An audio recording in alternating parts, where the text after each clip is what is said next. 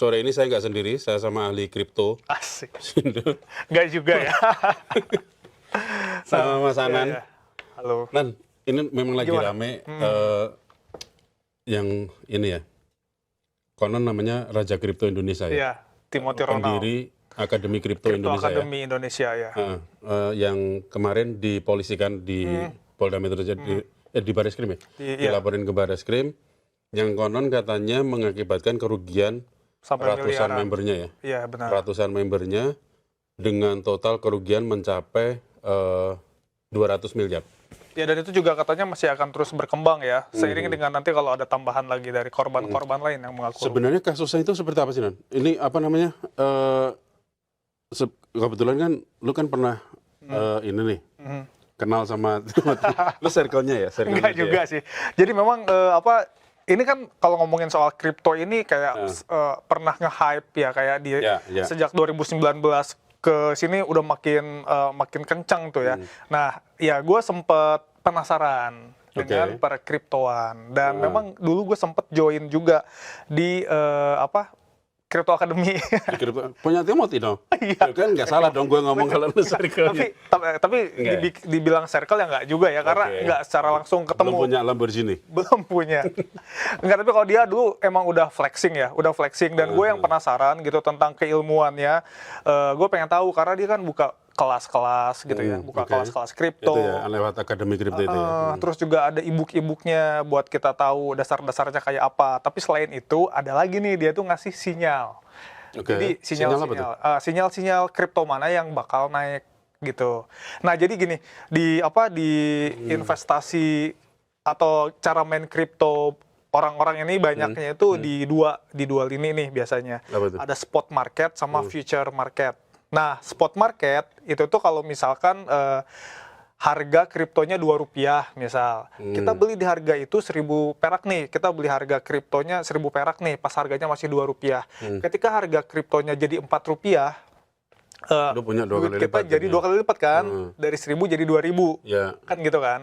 Nah, itu satu. Yang satunya lagi nih yang dimainin juga di yang sinyalnya suka dikasih sama Timothy itu buat yang main future. Jadi future itu tuh ada leverage-nya, atau kita itu misalkan investasi 100.000, kita pakai leverage 25 kali misal nih. Itu sama aja dengan kita investasi 25 kali lipat dari nilai yang kita investasikan. Misal 100.000 jadi 2.500.000. Kali 25. Kali 25 jadi 2.500.000. Nah, kalau harganya lagi mau naik mau turun, kita bisa tetap untung. Atau kita bahkan bisa rugi meskipun itu naik atau turun.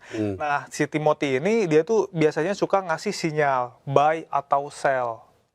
Buy itu kalau misal nih hasil analisa dia, misalkan koin A ini bakal naik.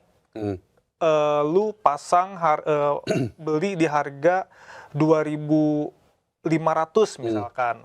Nanti pasang stop loss di 2.450. Stop loss itu kalau misalkan udah turun, kita nggak bakal terlalu rugi karena nanti otomatis kekat gitu. Nah, atau misalkan ini pasang sell, nah gitu. Banyak yang percaya, termasuk gue kan. Gue dulu kayak gitu. Sempat main? Iya, Kripto? Iya sempat. Nah, lu modal berapa waktu itu? Ya emang nggak banyak lah, dari menyisihkan lah dari gaji gitu kan. Kan investasi itu jadi salah satu gajimu kan kedewasaan. 4 digit. Jangan dikurang-kurangin lah. Nggak maksudnya, ya kan investasi itu jadi kayak kedewasaan berpikir kita dalam mengelola keuangan in this economy ya kan. Nah, makanya gue kayak mikir, ini investasinya ke arah mana nih? Oh, ternyata ada banyak nih instrumen investasi. Bentar. Mungkin kan banyak di antara kita juga banyak yang belum paham soal kripto ya. Iya. Kripto ini sebenarnya apa namanya? Ternyata yang namanya kripto itu ada macam-macam gitu ya. Apa namanya? Bitcoin itu adalah salah satu jenis dari kripto gitu ya? Itu emaknya lah ya, Bitcoin itu kayak emaknya. Itu kayak terus terang gue awam banget nih soal kripto nih. Tapi gue juga udah lama nggak main sih sebenarnya, maksudnya udah bukan nggak main ya, udah kayak judi soalnya kalau ngomongin udah lama nggak main, tapi udah tidak berinvestasi lagi di kripto kalau sekarang gitu, karena memang investasi kripto itu dimulai dari berapa sih? Sama kayak kita main apa namanya? reksadana atau saham gitu-gitu ya? Ya, kurang lebih hampir Kurang lebih sama mirip kayak ya? gitu. Nah, tapi memang yang perlu kita sadari itu ada beberapa aplikasi-aplikasi atau exchange yang sebenarnya udah diizinkan di Indonesia, udah Oke, diizinkan termasuk oleh kripto ini sebenarnya OJK udah dan diizinkan? juga Bapepti. Ya, ada beberapa yang memang udah diizinkan kan, makanya di kita ada, boleh sebut merek nggak sih? Boleh, Ya. boleh. Ada kayak Indodax, Pintu, Hmm. Peluang, gitu kan. Itu kan udah teregulasi Ada ya, kriptonya maksudnya. di situ ya? Dan itu memang kripto ini salah satu instrumen yang diperdagangkan juga di situ. Jadi sebetulnya udah ada izinnya, tapi diawasi secara ketat. Cuma gue nggak terlalu paham ya soal perizinannya atau seperti Oke, apa. oke. Tapi memang itu udah udah diizinkan lah, resmi legal lah gitu ya. Tapi ada beberapa juga yang belum legal di Indonesia, tapi secara global Udah katanya gede. udah gede dan katanya bagus. Nah, si Timothy ini juga memang mainnya di salah satu itu ya, di salah satu instrumen exchange yang belum legal di kita, tapi sebenarnya punya ini yang bagus, track record yang bagus kalau Di di internasional. internasional gitu. Cuma memang di kita belum legal aja. Nah, kayak terus fokus ke kasus ini nih, yang dia dipolisikan kemarin itu. Itu masalahnya ada di mana nih? Nah, kalau yang sempat gue baca ya, jadi memang gue tuh inget banget, cuma kalau nggak salah inget tuh di akhir 2023 atau awal 2024. Oke. Jadi ada sebuah koin namanya Manta. Nah, ini memang Manta ya, Manta pernah itu dengar, pernah dengar. itu nama koinnya Manta. Memang kalau kita ngomongin soal kripto itu tuh harganya bisa naiknya tuh gila-gilaan banget, tapi benar-benar bisa rugi juga ya. Kalau rug pull, ini kalau kita mainnya spot itu sebenarnya nggak bakal rugi, karena misalkan harganya Rp1.000, terus misalkan turun jadi Rp200 gitu ya, itu masih ada kesempatan buat naik lagi selama nggak kita jual si koinnya. Kalau tapi ya belum tentu ya, karena banyak juga yang ternyata sampai sekarang nyangkut. Maksudnya nyangkut tuh harga pas dia belinya di pucuk nih, pas harganya Rp1.000 misalnya, tiba-tiba sekarang udah Di pucuk jadi tuh di atas di berarti atas ya. Oke. Tapi karena kita nggak tahu nih harganya ini bakal paling tingginya berapa gitu kan. Tapi ini paling sederhananya misalkan harganya Rp1.000. Kita beli karena kita yakin harganya akan terus naik, tapi ternyata malah turun dan sampai sekarang udah bertahun-tahun itu terus turun. Misal abang beli 10 juta nih misalkan di salah satu koin yang tadinya harganya 1.000, sekarang tinggal 200 perak. Berarti duit abang tinggal 2 juta kan? Ya kan, dari 10 juta tinggal 2 juta.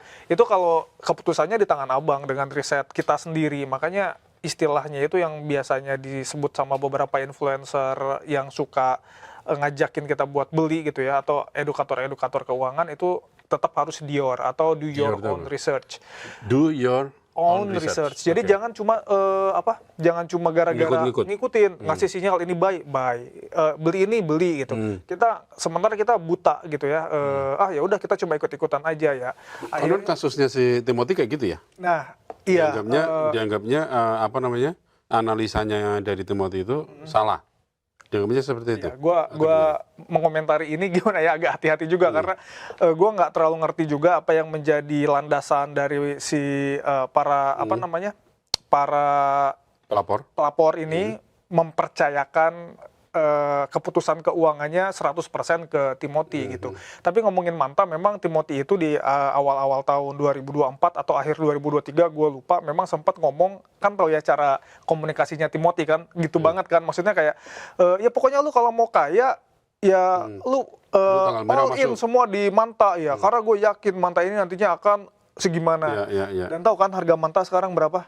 Berapa? 1.400-an kalau nggak salah. Dulu berapa dulu? Dulunya di Januari 2024 itu tuh pas gua tadi cek di salah satu aplikasi, itu tuh 64.000 perak satu koinnya. Sekarang? Sekarang 1.400. 1.400.000. 1.400. Oh, 1.400 turun ya, dong. makanya turun. Makanya dari 60. Oh, gue pikir 1.400 itu 1.400.000. 1.400 perak, coba bayangin ya. Salah ya gue. Jadi harga dari tadinya tinggi terus sekarang cuman jadi 1.400. nyusut gitu ya. Ya, ini gue sambil buka aplikasinya ya. Oke. Ini aplikasi yang sebenarnya. Sebentar, lu sambil nyari aplikasinya kita dengerin dulu ya kronologi yang dilaporkan. Omongannya dari pelapor yang melaporkan Timothy Ronald. Gue mau salah Timothy. Lanjut. Ya, Mantap nih Bang, nih mantap nih. sebagaimana hari ini kami juga mengucapkan terima kasih banyak kepada rekan-rekan penyidik di Polda Metro Jaya, Bapak Kapolda yang terhormat, Pak Dir juga yang terhormat, dan Pak Kanit dan kawan-kawan penyidik yang hari ini sangat profesional, sangat bekerja dengan luar biasa. Kami sangat mengapresiasi Polri dalam hal ini, di mana hari ini klien kami sebagai korban yang sudah mengalami kerugian yang sangat besar, kurang lebih hampir 3 miliar untuk pribadi. Nah, kemudian hari ini kami berdiskusi juga dengan teman-teman di tim penyidik terkait dengan kerugian-kerugian para korban yang lain. Dan hari ini kami dilayani dengan sangat profesional, kami sangat berterima kasih. Kami juga menyampaikan keluh kesah lah dan ketakutan para member yang kami hitung sampai saat ini yang sudah menghubungi hampir 300 orang, dan kerugian cukup sangat besar. Ada yang 4 miliar, 5 miliar per orang, ada yang 6 miliar per orang. Nah, itu belum semuanya, dan sampai detik ini terus bertambah para korban yang menghubungi kami. Nah, hari ini kenapa kami memberanikan diri untuk melangkah ke Polda Metro Jaya? Itu cuman derit doang, nggak direspon. Apa namanya, iming-iming kita akan mendapatkan apa namanya tuh sinyal atau masuk kelas, ini enggak, di ban. Sampai saat ini kerugian mereka cukup banyak. Cara saya udah dijelasin juga, paling close. Jadi tidak ada pengancaman dalam fisik, pribadi itu, berarti yang uangnya.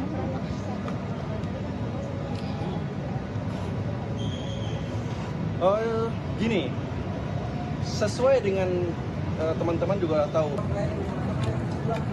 Selamat malam buat rekan-rekan media semuanya.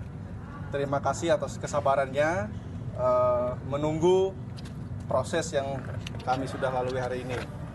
Kami, saya, Jajan, dan ada rekan saya Paryo dan Pak Amon, kami dari Nusantara Law Firm ditunjuk oleh para korban, khususnya hari ini korban pelapor dan para saksi untuk mendampingi proses laporan dugaan tindak pidana pelanggaran terhadap Undang-Undang ITE, tindak pidana penipuan, dan dugaan tindak pidana pencucian uang yang dilakukan, yang kami laporkan atas nama saudara TR dan K.